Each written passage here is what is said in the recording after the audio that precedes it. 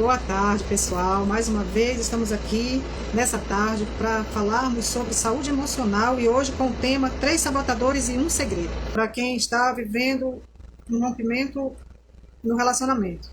Espero que essa live hoje ela venha edificar a vida de muitas pessoas. Sejam bem-vindos todos. Nós estamos aqui para ministrar, né, sobre a saúde emocional, como a Luísa falou. E aí nós estamos com uma expectativa boa, né? Com o coração aberto, com a mente aberta. Vamos nos desprender de tudo aquilo que tem tentado nos bloquear. Em nome de Jesus. Amém. Então, o primeiro sabotador do qual nós vamos falar é o egoísmo. O egoísmo é uma atitude que sempre coloca o eu em primeiro lugar. Tudo o que eu quero é mais importante. Tudo o que eu quero é que é legítimo. Então, tudo o que eu penso, o que eu quero, é que vem em primeiro lugar. É porque as coisas têm que ser feitas de acordo com a minha vontade. É do jeito que eu gosto, é do jeito que eu preciso, é do jeito que eu penso. É quando nós nos tornamos egoístas, quando nós queremos que todas as coisas girem em nosso favor, em torno das nossas emoções e do nosso bem-estar.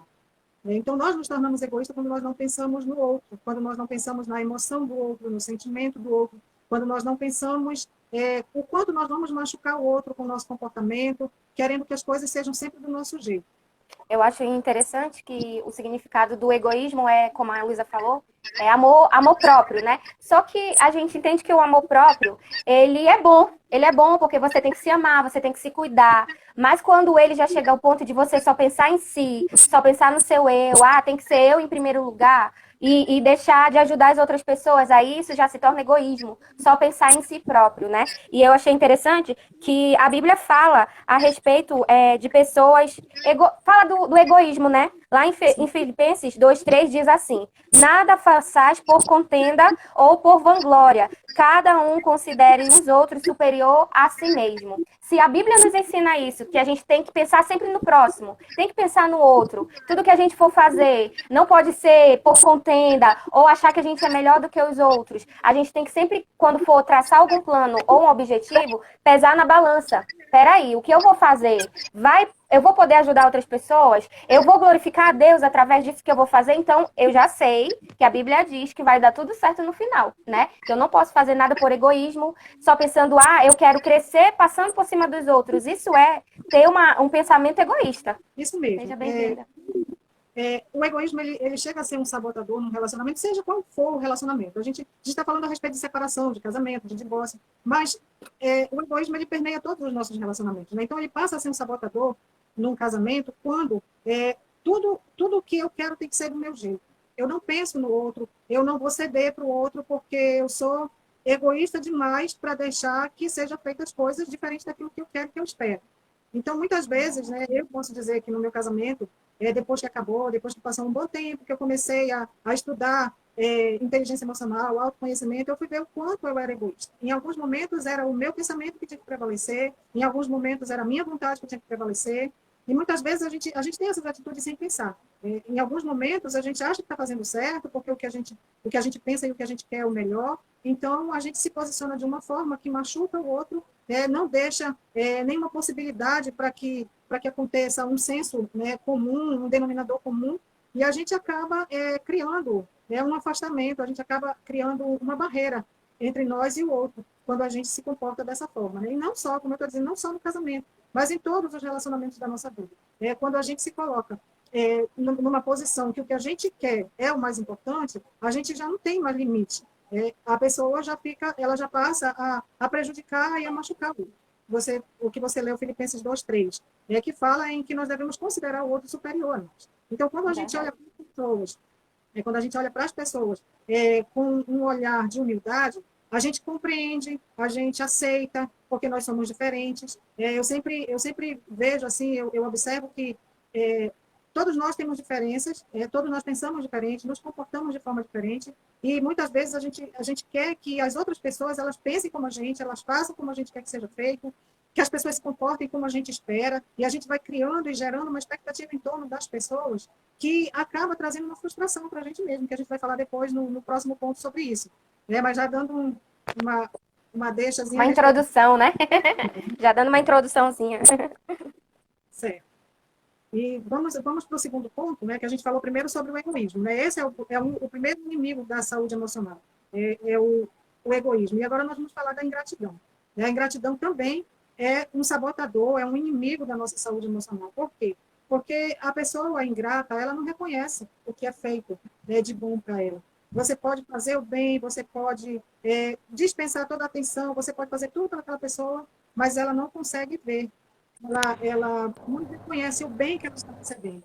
Né? E, geralmente, a pessoa ingrata, ela, depois que ela conquista, depois que ela recebe o que ela quer, ela se afasta, né? Ela despreza, ela abandona. A pessoa ingrata, muitas vezes, quando ela conquista alguma coisa de você, ela simplesmente despreza e abandona.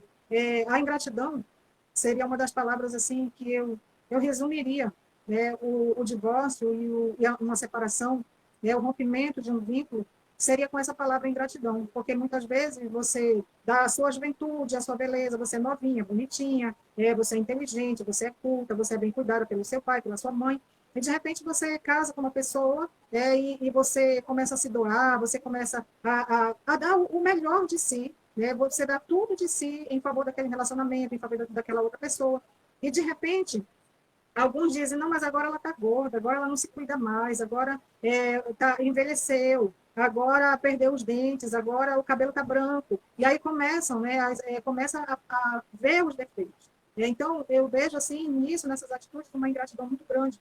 Porque aquela pessoa que começou a vida com você, que lutou, que construiu, que conquistou, agora geralmente é colocado de lado por uma pessoa mais jovem, né, por uma pessoa que se arruma, uma pessoa mais bonita, e que diferente, a pessoa não está vendo ainda os defeitos, ainda não está vendo, não tem aquela convivência. Então, a ingratidão eu diria que é um comportamento muito injusto e cruel com a pessoa que recebe.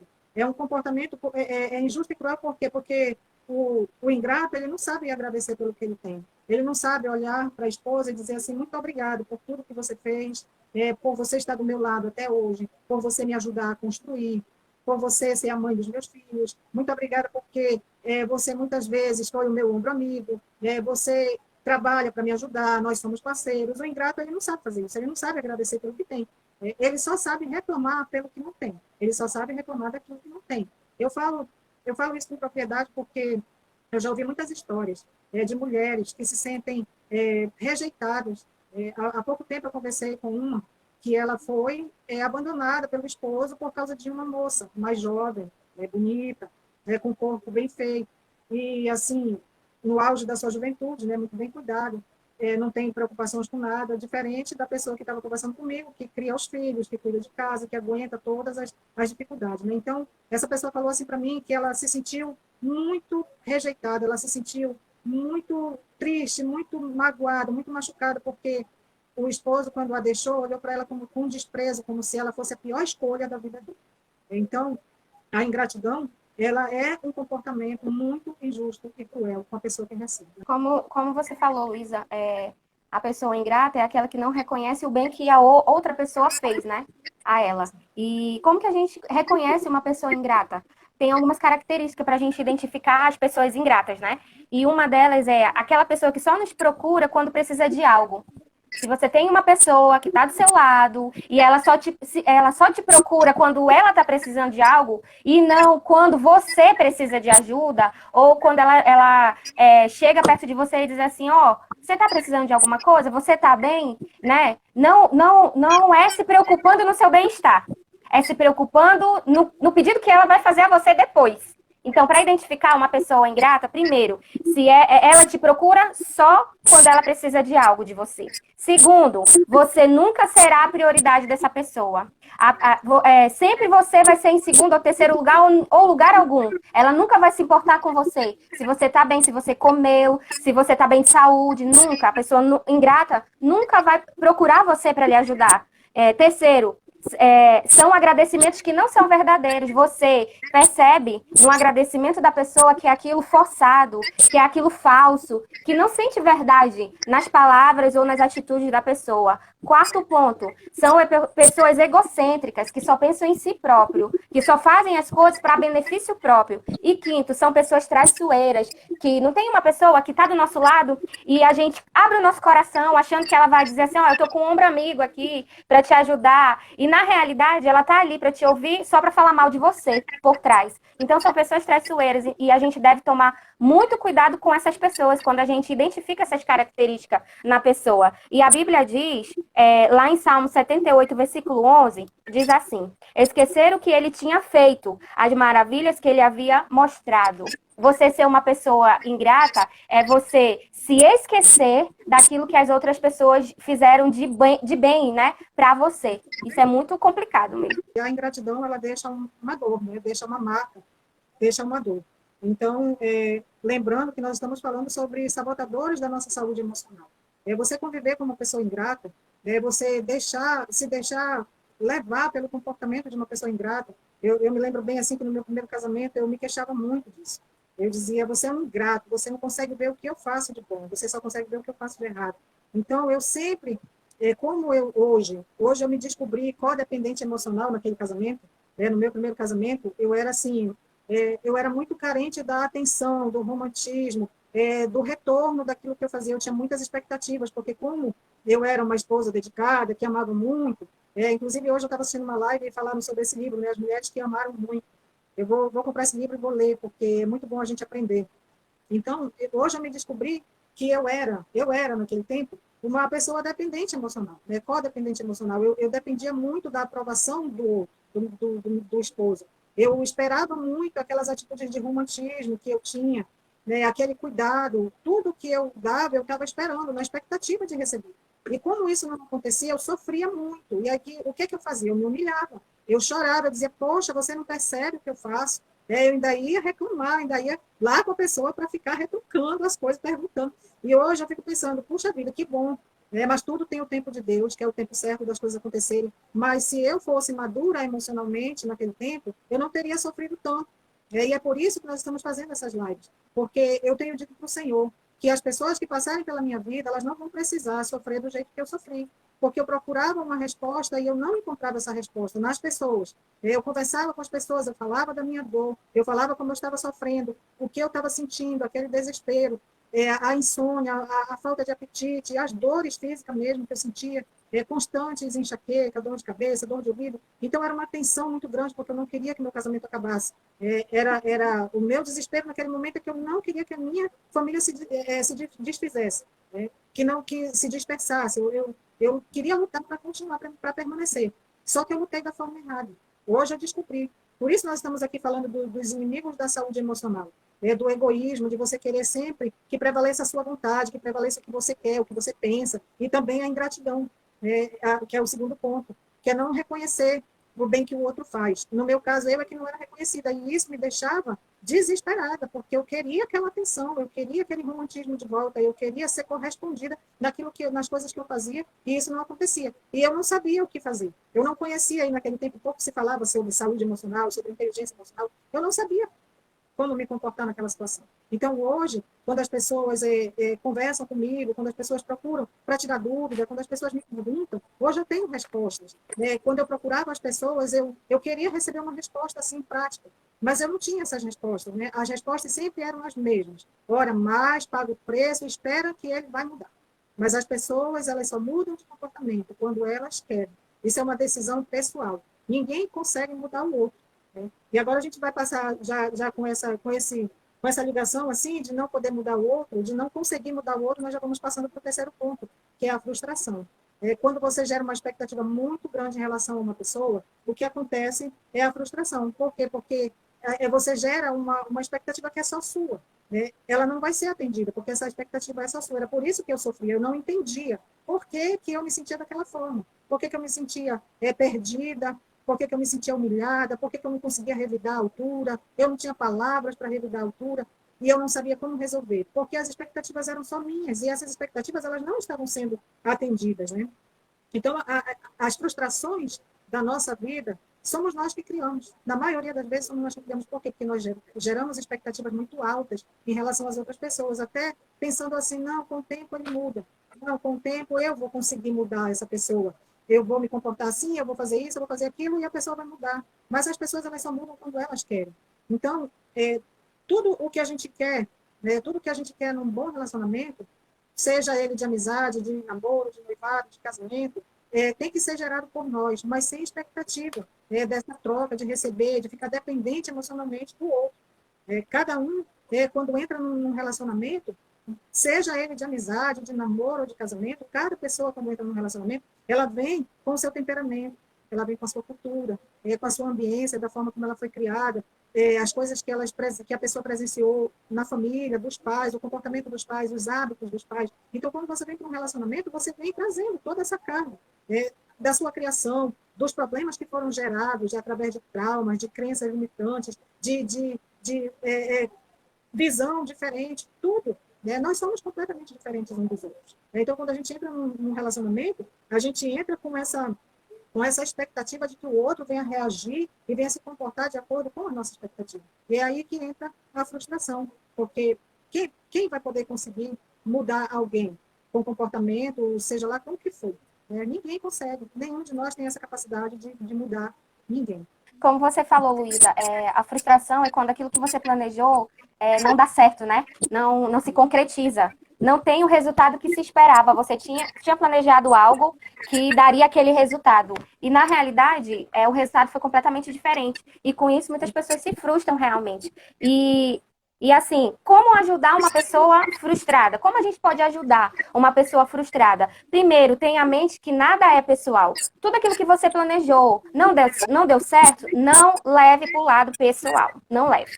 Segundo, coloque-se sempre nos lugares dessas pessoas. Às vezes, a gente tá andando com pessoas que falam mal de outras pessoas porque estão frustradas. Ah, fulano não fez isso por mim e eu tô chateado e tal. Só que não se coloca no lugar da outra pessoa. O porquê que aquela pessoa agiu daquela forma?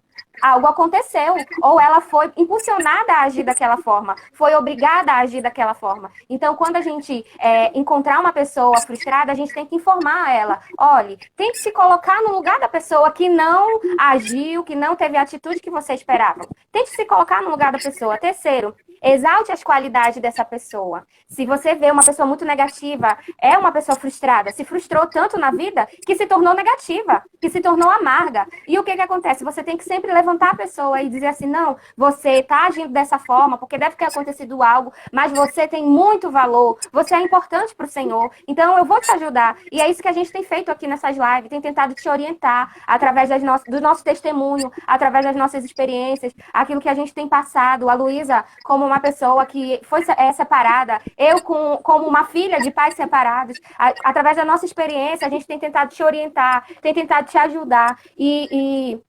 Quarto ponto, dicas de como ajudar uma pessoa frustrada. Quarto ponto, ouça o que elas têm a dizer. Pare para ouvir uma pessoa. Às vezes, a pessoa se fecha, a pessoa se torna introvertida, a pessoa se torna realmente negativa e amarga. O que você tem que fazer? Você tem que dar o seu ouvido e tem que procurar ouvir a pessoa, ouvir o que ela tem para dizer. E quinto ponto, responda de maneira paciente e respeitosa. Sempre responda de uma forma que você gostaria que os outros respondessem. A Bíblia diz que aquilo que a gente quer que os outros façam por nós, nós temos que fazer primeiro por eles. Nós é que temos que fazer primeiro. E continuando, lá em Eclesiastes 4:6, diz assim, melhor é uma mão cheia com descanso do que ambas as mãos cheias com trabalho e aflição de espírito. Melhor é o pouco do que a gente se frustrar, melhor é ficar quieto, por mais que não tenha dado certo, amém. Foi livramento do Senhor. Né? O importante é a gente sempre colocar os nossos planos nas mãos do Senhor. Senhor, eu planejei, eu fiz o certo, mas a resposta certa vem de ti.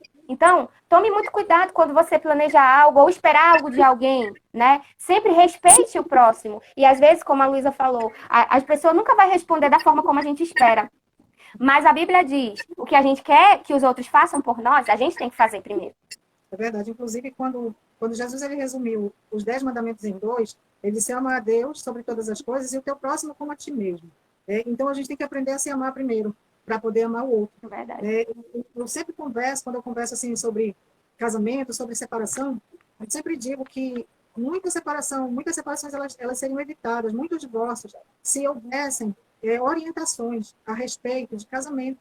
principalmente para os jovens, mas para as pessoas de todas as idades é necessário, porque as pessoas precisam saber que o casamento ele é um vínculo que ele não é só amor, ele não é só paixão, ele não é só sexo, é um vínculo que traz várias outras responsabilidades.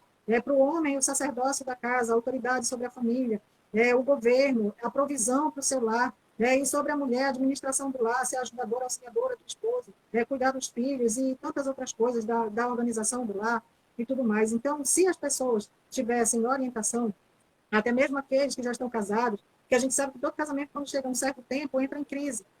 Se essas pessoas tivessem com quem conversar, com quem se aconselhar, porque cada pessoa tem um comportamento diferente. Eu conheço um casal, que eles são jovens, e ela é oral e ele é introspectivo. Ela fala pelos cotovelos, ela conversa, ela gosta de se expor, ela gosta de brincar, ela gosta de rir, e ele é calado, sério, ali ele é tímido, ele fica muito na dele, calado. Então, eu fico dizendo, eu fico assim, pensando só a misericórdia de Deus para que esse casal tenha uma possibilidade de permanecer juntos.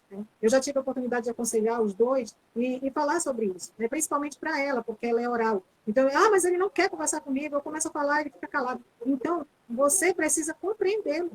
Isso não é porque ele é chato, não é porque ele não está te dando atenção, é o comportamento dele. Isso faz parte da personalidade dele, da forma como ele foi criado, da ambiência familiar que ele recebeu. Então, se nós tivéssemos mais informações do que hoje, nós temos internet, nós temos informações gratuitas aí no YouTube, Instagram, Facebook, em todo canto nós temos informações, boas informações aqui.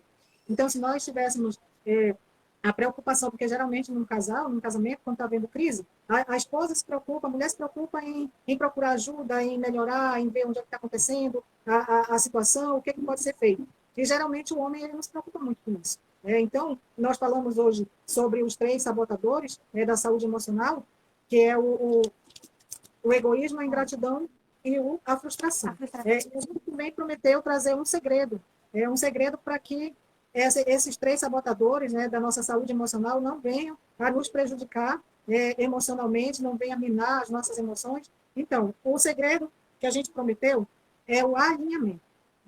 É o segredo que a gente prometeu sobre como vencer esses 3 sabotadores. O que é o alinhamento? O alinhamento é você não estar em conflito com outra pessoa e desejar a mesma coisa. Quando você está alinhado com outra pessoa, você consegue compreender que aquela pessoa pensa diferente de você, que você vai colocar a sua opinião, a sua ideia, e a pessoa vai colocar a opinião e a ideia dela, e vocês não vão entrar em conflito. Vocês vão chegar a um denominador comum, a um acordo, e alinhamento, eu creio que é o que mais os casamentos de hoje precisam, os casais, os relacionamentos de hoje precisam. Porque quando você está num relacionamento, não é só uma coisa que precisa ser alinhada, é um conjunto de coisas, principalmente porque são 2 pessoas totalmente diferentes, que vieram de ambientes diferentes, de educação diferente. Então, precisa haver um alinhamento entre esse casal desse conjunto de coisas, para que eles possam se adaptar um ao outro e que o casamento, eles possam construir um casamento sólido. Porque o que acontece quando não tem alinhamento? Em vez de haver uma adaptação, começa a competição. Ele vai ver o que eu vou fazer. Ela vai ver o que eu vou fazer. Eu vou ficar em silêncio. Ela fala demais, eu vou me calar. Ela quer assim, eu não vou fazer. Então, ao invés de haver essa adaptação, de um dos dois ceder, de haver o diálogo, de acontecer, que chegue num bom senso, começa a competição, começa a discussão, e aí vem a crise, vem a falta de diálogo e vem muitas outras coisas. Então, quais seriam essas coisas que precisariam ser alinhadas no relacionamento? A cultura, cada um foi criado em uma cultura, a herança familiar, espiritual, até a palavra de Deus mesmo diz que nós não devemos entrar em julgo desigual. Imagina uma pessoa que não fuma e não bebe casar com uma pessoa que fuma e bebe. Vai ser um relacionamento insuportável. Mas todas essas coisas, tanto faz de cultura como de herança familiar, espiritual, elas precisam ser vistas antes, quando você ainda está conhecendo a pessoa. E depois que casa, tem que acontecer esse alinhamento desse conjunto de coisas. O casal precisa se alinhar para que o relacionamento seja construído de forma sólida. Senão o casamento vira uma competição. Cada um vivendo para o seu lado, cada um fazendo as coisas do seu jeito. E geralmente, quando esse tipo de crise chega no casamento, quando já tem um certo tempo, às vezes já tem os filhos, e os filhos passam a ser vítimas de escutar as discussões, de participar dos problemas, da competição dos pais. Às vezes um pai fala uma coisa, aí a mãe vai falar outra, o pai corrige, a mãe não deixa. né? E aí começam os conflitos. Então, o segredo para um bom relacionamento, para que o relacionamento seja sólido, seja construído, né, de forma sólida, é o alinhamento. É o alinhamento desse conjunto de coisas, que é o comportamento, é a personalidade, são os hábitos que a pessoa tem. Eu conheci um casal que eles discutiam pela forma como guardavam o detergente, né? Porque a mãe do rapaz queria que o detergente, ela criou ele guardando o detergente em cima da pia, e a mãe da moça criou ela guardando o detergente dentro do armário, então eles brigavam por causa disso. E às vezes a gente pensa, que bobagem. Não, não é bobagem, às vezes uma toalha molhada jogada em cima da cama gera confusão, né? E muitas outras coisinhas que a gente conhece, muitas situações, que cada um traz como costume da sua família, mas aí você vai construir uma outra família. Você precisa se alinhar juntamente com o seu companheiro, com o seu parceiro, para que você possa adaptar as duas situações e criar essa nova família alinhada, né, num relacionamento sólido. É muito interessante isso daí, Luísa, quando a gente casa, né? A gente é criado, a mulher é criada de uma forma, o homem é criado de outra forma, e entra num casamento, entra num relacionamento, e aí agora? Eu me lembro muito bem, no meu primeiro ano de casada, eu disse, meu Deus, e agora? O que é ser uma mulher casada, né? O que é ser? Como proceder? O que fazer? E aí, no início, assim, para mim foi um pouco complicado, porque eu fui criada sempre com os meus pais, né? Era menina, era moça, tinha uma mentalidade de menina ainda quando eu casei, né? Não de mulher. Então, assim, eu agradeço pela maturidade do meu marido, agradeço muito a Deus, porque ele me ensinou muita coisa, né? A me tornar realmente uma mulher. Só que eu já tinha os ensinamentos, eu já tinha uma base, eu já tinha princípios, eu já tinha uma estrutura emocional, né? E aí, quando a gente juntou o mesmo pensamento, juntou os comportamentos, juntou hábitos, eu tive um choque, né? Porque, poxa, eu nunca fui dona de casa, né? Para cuidar de um homem. E aí eu fui aprendendo tudo isso, né? Às vezes errando, mas eu fui fazendo até dar tudo certo. Só que a gente entende. Esse ano eu estou fazendo 15 anos de casada, né, debaixo do sangue de Jesus, e a gente tem percebido que não é fácil um casamento, não é fácil um relacionamento, porque eu tenho meus gostos, eu tenho as minhas vontades, e ele tem as deles, e a gente tem que sentar, tem que conversar, tem que planejar a nossa semana, planejar o que a gente vai fazer com o dinheiro, tudo isso a gente tem que planejar, né? A gente tem que planejar o que a gente vai fazer com o nosso tempo de folga, se a gente vai ficar em casa curtindo os dois juntos, ou se a gente vai dar uma volta, se a gente vai passear, ou se a gente vai fazer as coisas da igreja, né? Os nossos deveres, que a gente tem o nosso compromisso com a igreja. Então, são muitas coisas que se passam na nossa mente de casado, porque a gente já trabalha a semana toda, tem que dar conta da casa, tem que dar conta da roupa, tem que dar conta da comida. Aí, quando chega o final de semana, tem as coisas do Senhor também pra gente dar conta. Aí a gente fica, meu Deus, a gente é um pouco super-homem, super-mulher, não sei, né? Pra poder dar conta.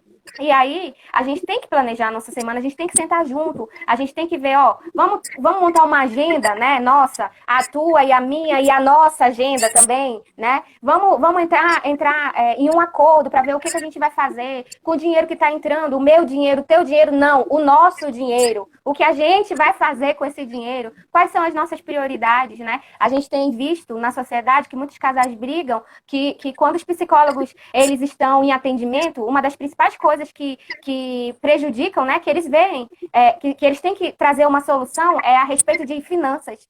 Né? A maioria dos casamentos que não entram em um acordo, um planejamento, eles sempre é o meu dinheiro. Não, é o teu dinheiro, né? É o meu dinheiro. O meu dinheiro eu só vou fazer isso. O teu dinheiro, tu vai fazer isso.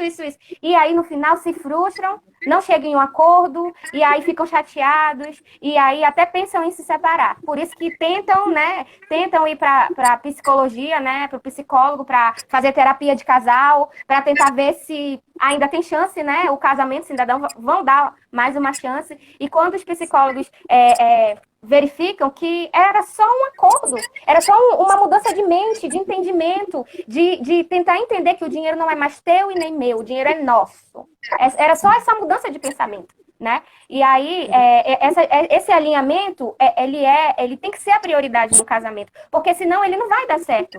Eu conversando com meu pai essa semana, e ele disse assim, eu conversando com ele sempre pergunta, né, minha filha, tá tudo bem, vocês estão bem? Meu pai é muito presente, né, perguntando se a gente tá tudo bem, se a gente precisa de alguma ajuda, e toda semana ele diz, tô orando por vocês, porque é tão bom o casal ter uma cobertura espiritual de alguém, sabe? É muito bom, é muito necessário isso. E aí eu digo assim, pai, agora em outubro, mês que vem, a gente já vai fazer 15 anos de casado, né? E aí ele diz, glória a Deus, minha filha, vocês estão passando pela adolescência. Casamento de você está na adolescência. Então, assim, a gente erra muitas vezes, a gente, às vezes, não se entende normal, mas depois, no final, a gente entra em um acordo, a gente tenta se entender, né, mesmo, porque há essa diversidade de impacto, de pensamento, né? O casamento, o que eu tenho aprendido nesses 15 anos, ele é um eterno aprendizado. Você sempre está aprendendo algo como pessoa, como casal, você está amadurecendo, né? E eu agradeço a Deus por isso, porque Ele tem nos ajudado a entender que o caminho não é se separar, né? Que a solução não é se separar, a solução é parar, analisar, verificar o que a gente está fazendo de bem ou de mal, tirar aquilo que não está agregando valor no nosso casamento e colocando coisas de valores bíblicos, né? Aquilo que a Bíblia nos ensina. A gente tem tentado alinhar isso, de ter um coração humilde, um coração de servo, um coração de tentar entender o próximo. Eu tenho tentado entender e ele tem tentado me entender. E aí, com isso, tá dando tudo certo, graças a Deus. É o que a gente está falando, né? O alinhamento, ele vai estar sempre trazendo adaptação. E você vai se adaptando um ao outro.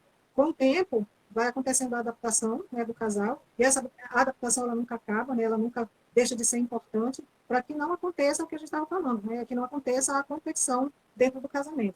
O alinhamento, ele é importante em todos os momentos, em todas as fases do casamento. É importante porque vai trazer essa adaptação, é o que você falou, né, Ana Paula? Muitos casais é o meu e o teu, enquanto deveria ser o nosso em tudo.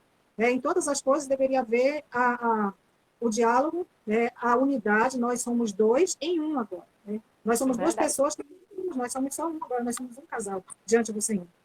É necessário que aconteça um esforço da parte dos dois, né, para que realmente esse alinhamento venha acontecer, que é importante. Se as pessoas pensarem por esse lado, de que quando você não alinha, quando você não adapta, quando você não consegue construir um relacionamento sólido, você acaba enveredando pelo caminho da competição, da crise e muitas vezes do rompimento, né, do vínculo, do namoro, do noivado, da amizade, do casamento, seja lá do que for, né, qual seja o relacionamento. Mas Deus, na verdade, o projeto de Deus foi que a família fosse um projeto perfeito, com pessoas imperfeitas como nós somos, mas Ele deixou em cada um de nós a sabedoria. Tanto que na palavra de Deus mesmo ele fala que a mulher sábia, ela edifica a sua casa, né? E que o homem foi chamado para ser o sacerdote.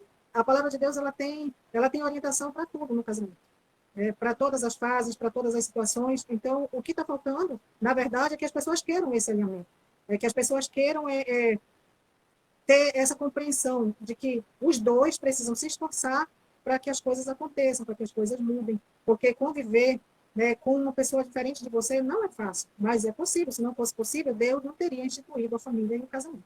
Porque às vezes a gente pensa assim, eu esperava que fosse um plano, uma coisa estratégica de algo e tal. Não. Muitas vezes são coisas simples, atitudes simples, palavras simples, coisas simples que a gente deixa de fazer no dia a dia e que traz, né, o rompimento, que traz o fim. São, no começo, o respeito, o cuidado, no falar, e depois de um certo tempo de casado, joga as coisas, grita, responde com grosseria, com rispidez, quer dizer, com o passar do tempo, ao invés de melhorar, a gente vai piorando. Quando eu escrevi o meu primeiro livro, que foi a história da minha vida, eu descobri muitos comportamentos em mim que eu me recusava acreditando que era eu que estava ali, né, tendo aquele comportamento. Mas a gente aprende, a gente amadurece com o tempo, e naquilo que eu errei, eu não quero que as outras pessoas errem. Naquilo, as pessoas que passarem, as mulheres, que passarem pela minha vida, que precisarem de uma palavra, que precisarem de ajuda, eu já sei como ajudar. Mas quando eu estava naquela situação, eu torno a dizer, eu virei para vários lados e eu não encontrei o apoio que eu precisava. E hoje o tema falado foi sobre os 3 sabotadores, né? Que é o egoísmo, a ingratidão e a frustração. E o segredo é que a gente precisa alinhar a nossa mente, alinhar o nosso corpo e alinhar a nossa alma e alinhar o nosso relacionamento com o nosso cônjuge ou o relacionamento com a pessoa que está do seu lado, né? Com seu amigo, com a sua amiga, com seus pais, né? Você precisa alinhar também esse relacionamento. A gente tem aprendido que a gente precisa de uma organização da nossa mente, do nosso corpo, da nossa alma, do entendimento do nosso propósito, para que tudo flua. Então, a Paula vai encerrar agora com uma oração, vamos agradecer a Deus por ter nos dado essa oportunidade de estarmos aqui juntos, aprendendo. Amém. Vamos orar, então.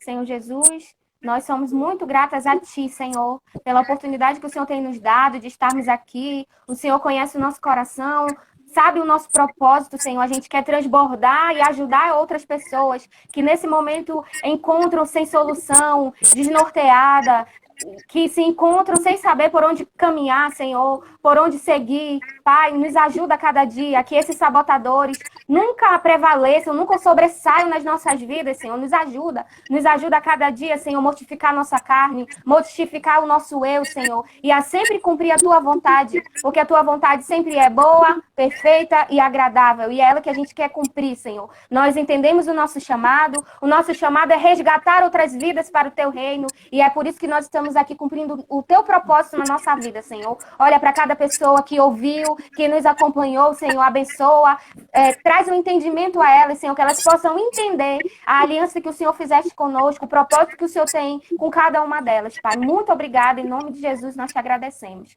Amém. Amém.